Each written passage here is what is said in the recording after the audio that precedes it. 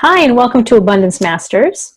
I'm Genevieve Kahn with GenevieveKahn.com, and I'm an abundance creation guide.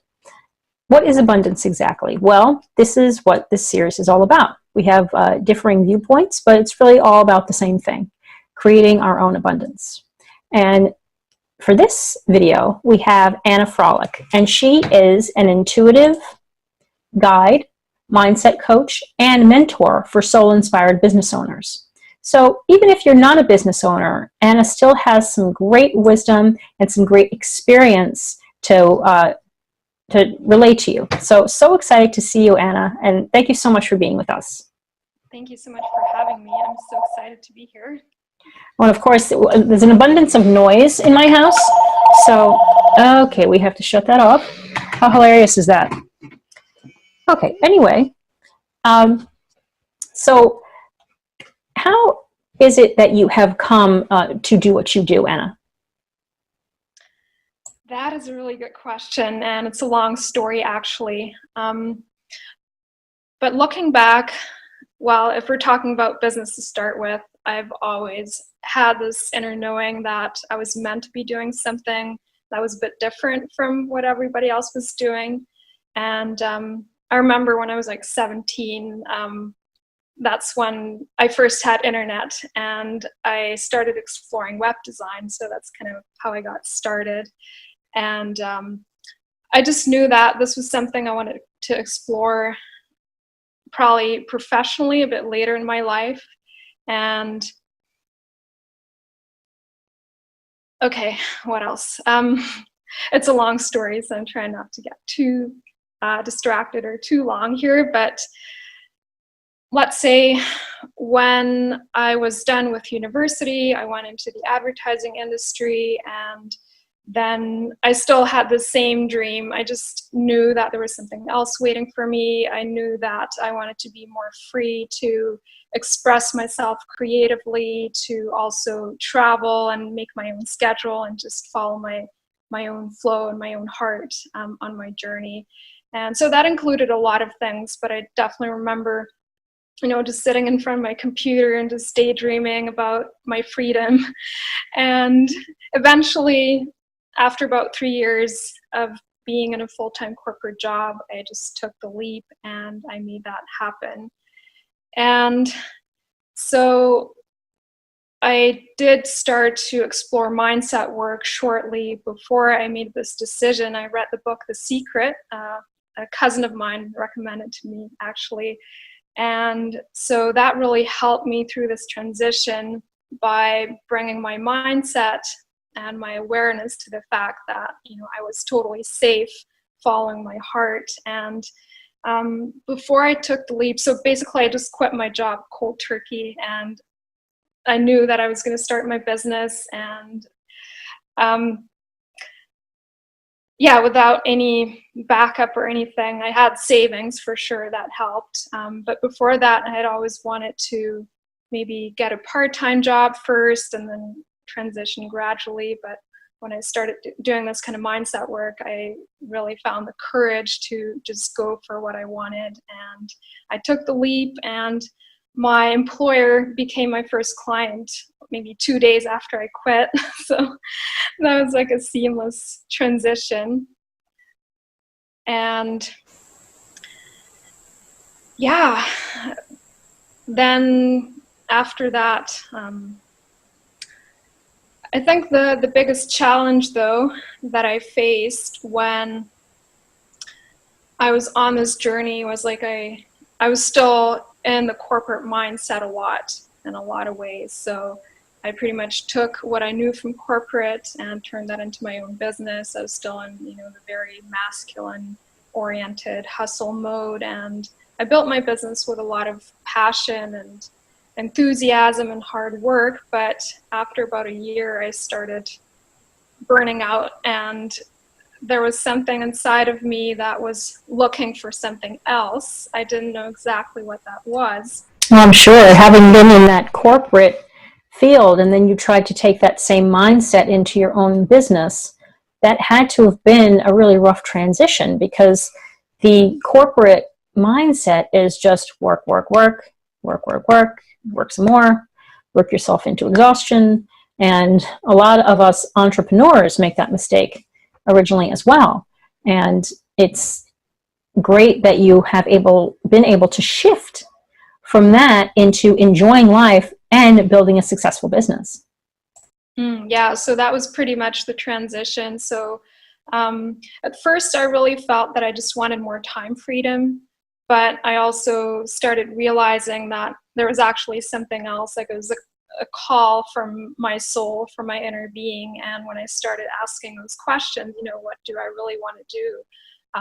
What do I really want to do next? Then I pretty much kick-started a spiritual awakening because I was looking for the truth and, you know, who am I really? What am I really here to do?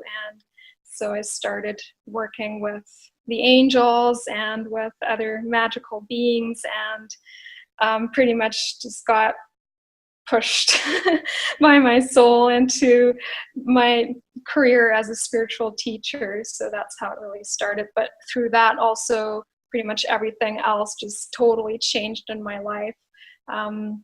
I let go of some clients I didn't really want to work with anymore, and I manifested a really amazing new client who paid me like twice as much as I had ever made before per hour, and then I could easily afford to work for a living in the mornings and then work on my passion projects in the afternoon.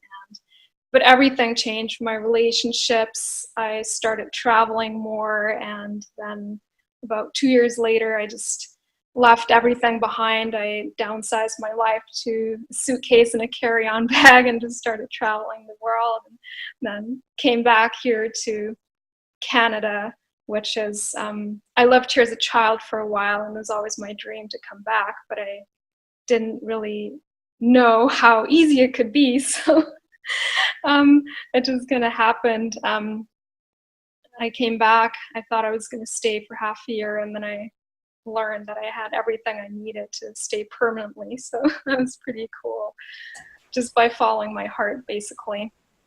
That's awesome. I love how you talk about working with angels and spiritual teachers. Can you talk a little bit more about what kind of beings they were and how they helped you? I had always had a really strong connection to the other realms. I basically grew up knowing about angels and believing in angels. I'd say to begin with, it was guardian angels and the archangels.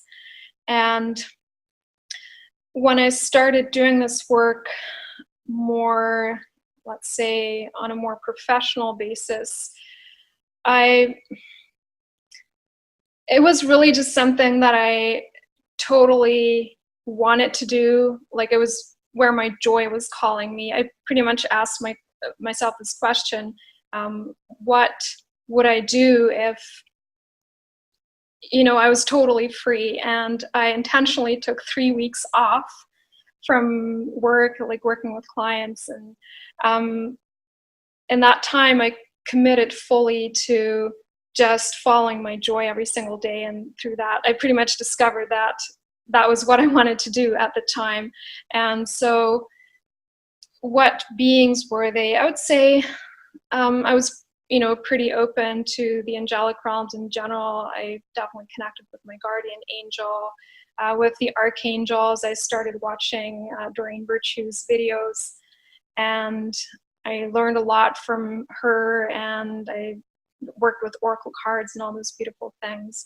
So, but I would say mainly guardian angels and archangels to start with, and then I started exploring the elemental realms, the fairies, and discovered my connection to those realms as well.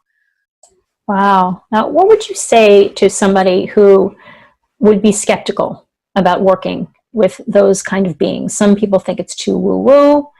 Some people think that it's not real. What would you say to those folks? First of all, I would say I know it's not for everybody, and that's okay. I won't judge anybody for having different beliefs or for choosing a different path. I'm totally fine with that. Other than that, I think when we go into those realms, there is an element of faith and trust that has to be there. Like, we know on a certain level. I mean, there are other things in the spiritual realms too that we simply can't explain logically, and we simply have to trust our own inner knowing around, what that is. So that was really important for me on this journey, to just know and trust my own inner knowing. And for me, that was right. And I think that's pretty much what it is. So Yeah, I think it's very important that you mention that it's not for everybody.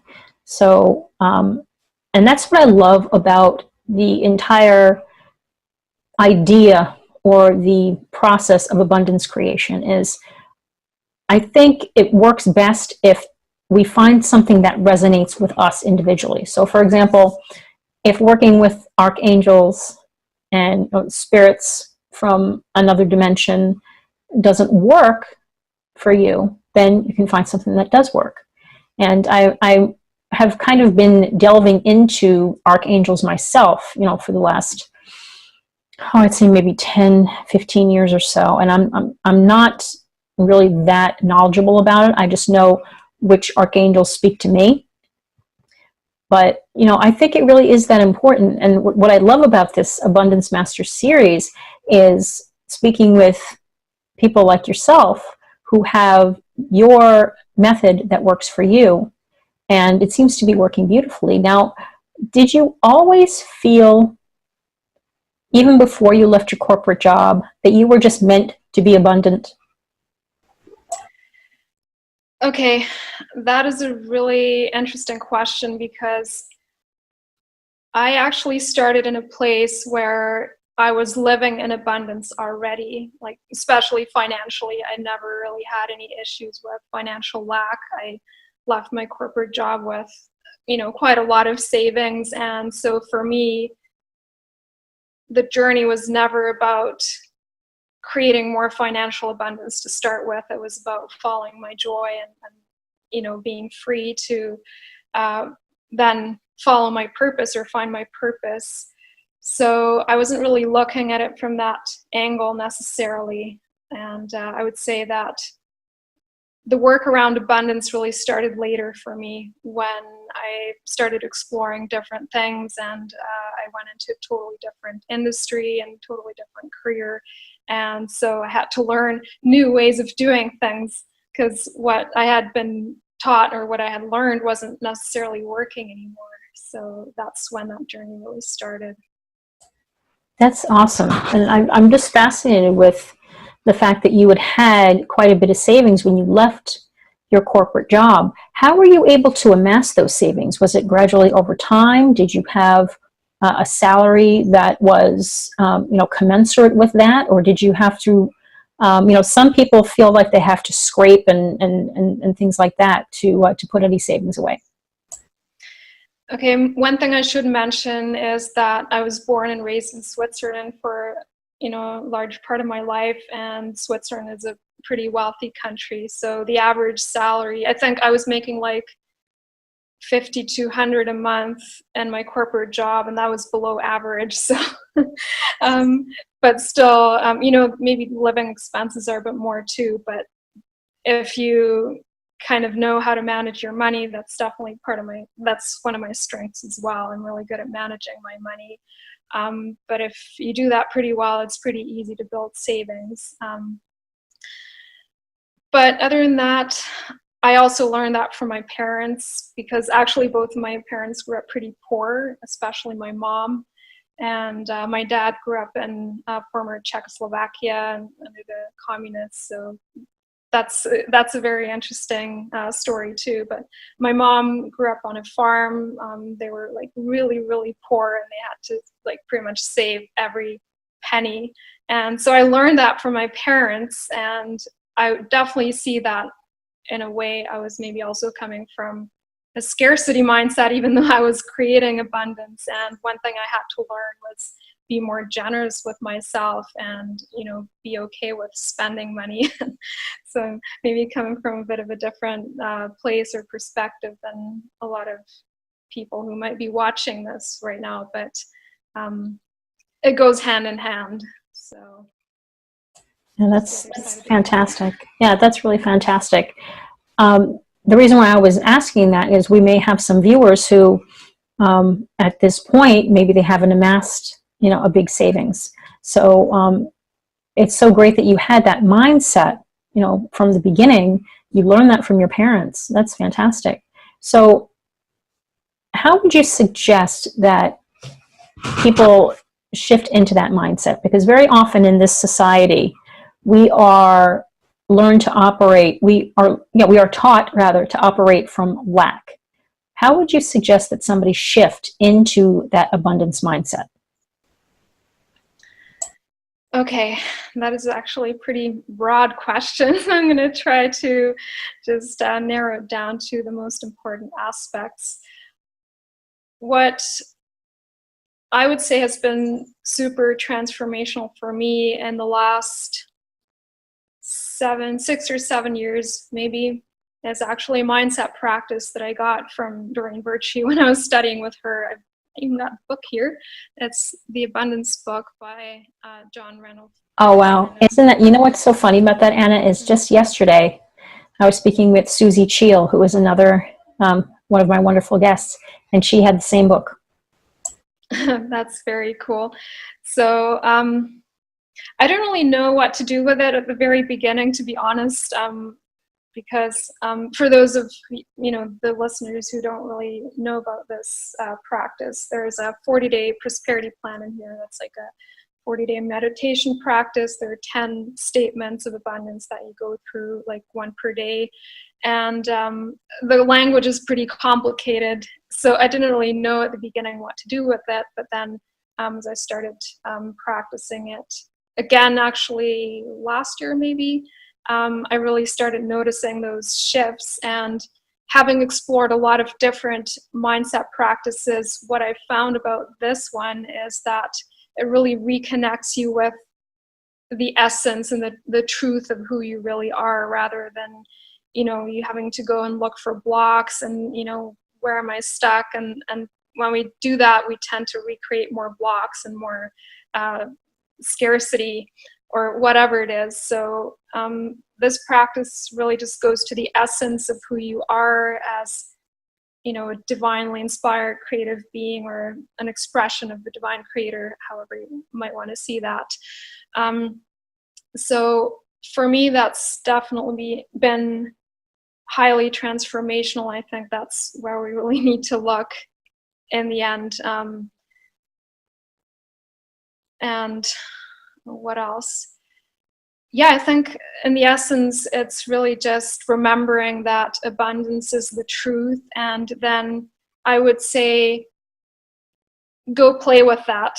Don't just believe it, but actually go and have fun with that. Go play, go get creative and find ways to prove that to yourself, see how that works for you. And so whenever I do this practice, I really have fun just seeing what happens every single day, and I write down the synchronicities, and I celebrate everything, and I just see, wow, there's so much I feel I can't control, but then through shifting my mindset, or I'd say it's not just the mindset, but it actually really, it happens on all levels energetically, and goes all the way into your physical body too. So yeah, I think really exploring that, experimenting, and putting it into physical practice, I think that's really important. So you really see for yourself how that works for you. I love that you talk about playing with it, because very often we just take everything so seriously and ourselves so seriously. I think if we have more fun with it and see what we can come up with as far as creating abundance. And it was definitely a broad question that I asked you, because it's different things for different people. So I wanted to learn what your methodology was in the general sense. So yeah, I'm really glad that you shared that. Thank you so much for that. So you mentioned about the book, the Abundance, was it the Abundance Project? The Abundance Book. The Abundance Book. And the practice is the 40-day prosperity plan. It's inside the book. Awesome. Great. Thank you for sharing that. So is that one of the things that you do every day to maintain or increase abundance in your life?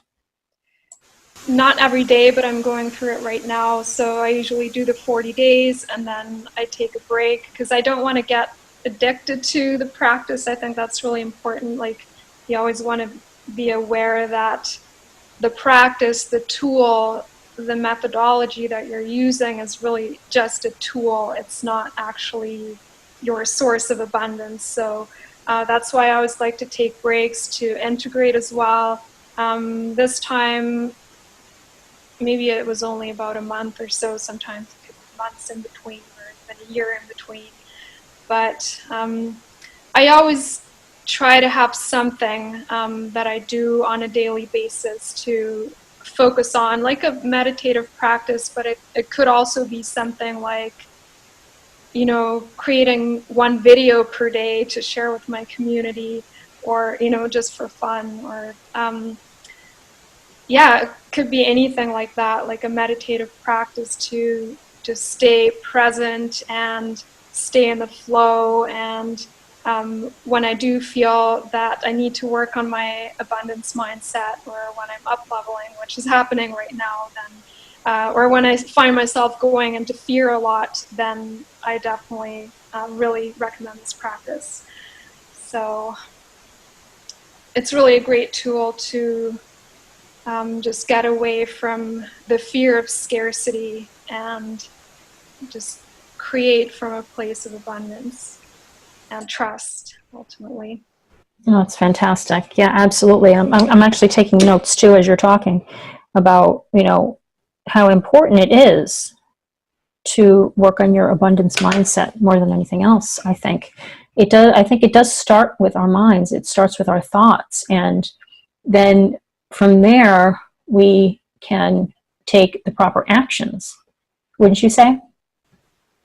Yeah, I think that's a really good point, actually, because I recently took a group through this program, actually, and one thing that I noticed, it's a bit of a tendency in parts of the spiritual community that we tend to focus a lot on the mindset work and the spiritual practice, but then there's like a disconnect when it comes to taking action. So I feel that's really, really important, taking aligned action and actually putting it into practice. Otherwise it's not going to work, even though we can, you know, receive in unexpected ways, and that definitely happens for me pretty much every single day. But I also see that the biggest shifts happen when I am aligned in all ways and I'm taking action in the direction of my desires, and then the universe jumps in to support me.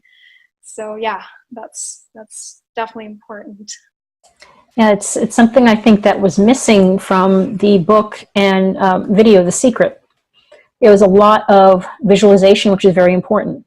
A lot of thinking, which, like I mentioned, it has to start there. However, without action, there isn't much that's going to shift. And I know that from personal experience, because back in 2006, when The Secret first came out, I was doing lots of visualization. I was doing lots of meditation. I was doing lots of affirmations, but I really wasn't doing anything else. I wasn't taking that aligned, you know, inspired action. So that's why things didn't change for me for quite a while. So this has been just such a great half hour so far, Anna. What I'd also love to know from you is, what is the number one thing that you'd like our viewers to know about creating abundance? Okay, I would say that it's really important to understand that it's really within you. It's within your power to create the reality that you desire. And yeah, I think that's where a lot of people get tripped up too when we do these practices and you know, the mindset work and the abundance work. And then maybe we go into waiting mode, or kind of thinking, okay, that's pretty much what you just said, you know, we just do all the visualizations and we use all the tools, but then there's nothing happening. So basically when that happens is we're giving our power away to something outside of ourselves, whether it's the practice or some idea of God, which is very common in, you know, certain circles, kind of thinking that God is somewhere outside of ourselves or an outside authority. And then we go into victim mode basically, and we have no power to really shift things for ourselves. So I feel that's probably the number one thing that I would want to mention here. So know that you have a choice. It's really within you. And when you begin to understand that, you really have the power to shift things in a big way, and you can really start creating from that conscious, empowered place. I couldn't agree more, Anna. It's so important that we recognize when we're potentially giving our power away. And then, of course, we need to recognize how to take that power back, because especially as women, we are very nurturing of everybody else. No, we're not nurturing enough of ourselves. And we give power away to other people very often without even realizing it. So I think it's very important to notice that, and it's something that I love to help my clients do, get to the point where they realize, oh, well, I'm giving my power away here. Got to change that. Do you do that with your clients as well? Yeah, it's definitely one of the core elements of my work, especially, let's say, in the last year or so, that's really come back. And it doesn't just include empowerment, but really the element of trust. That's what I work on a lot, like trusting yourself. One thing that I've often struggled with on my journey, a bit later in my life when I was, shifting to a new career and I was going through a lot of healing in my journey, like I started doubting myself, or I had been through, pretty heavy amount of emotional trauma, and I started doubting myself and questioning myself, and I started having a really hard time making decisions, for example. In the past, that was never an issue for me. Like I knew what I wanted, and maybe I was holding back because I was afraid that I wouldn't be supported, but I knew deep inside what I wanted. I never really questioned that. But on another level, it's also, the societal programming that we have, or sometimes we think we know what we want, but we're actually following desires that were kind of implanted in our minds through what we learned as children from the people around us or from our culture. And then it can be difficult to actually really create what we desire, because we're resisting things that we really want deep inside, and we go for the things that may not be exactly like, maybe we may be pursuing something to look good to others. Okay, I'm going off on a tangent here, but yeah, the element of trust, that's been really important for me, let's say in the last year or so, to reintegrate that and really know that I can trust myself to make the right decisions in my life, and through that the power comes back. So I would definitely say that's one of the core elements of my work with my clients, and pretty much stepping into our own authority. That's the essence of it. Yeah, it definitely didn't feel to me like you were going off on a tangent at all. You would just, the way that you kind of weaved it all together just made a lot of sense to me. So thank you for doing that. And as we wrap up here, Anna, how can viewers get in touch with you? All right, there are a few ways. One way I'd say would be through my website, which is annafrolik.com. There I have all my services and some products too. And there's a contact form. You can connect with me through that, or schedule a discovery call if you want to, or through Facebook is great too. Yeah, you can just find me under Anna Frolik. I do a lot on Facebook, actually on my personal Facebook as well, because I like that personal connection and having that space. So yeah, you're welcome to send me a friend request and just connect with me there, or other social media channels too, Instagram or YouTube. I have a YouTube channel too. But to get in touch with me, if you want to send me a message, I think either my website or my personal Facebook profile is the best right now. Great. Thank you so much, Anna Frolik, for being with us during this half hour. This has been a really enlightening, and I've just had total fascination with this whole conversation. It's been wonderful. So thank you so much for joining us, and looking forward to helping everybody who is watching this continue to be more abundant and creating their very own abundance, because that really is where your power lies. So thank you so much. Thank you. It was my pleasure to be here.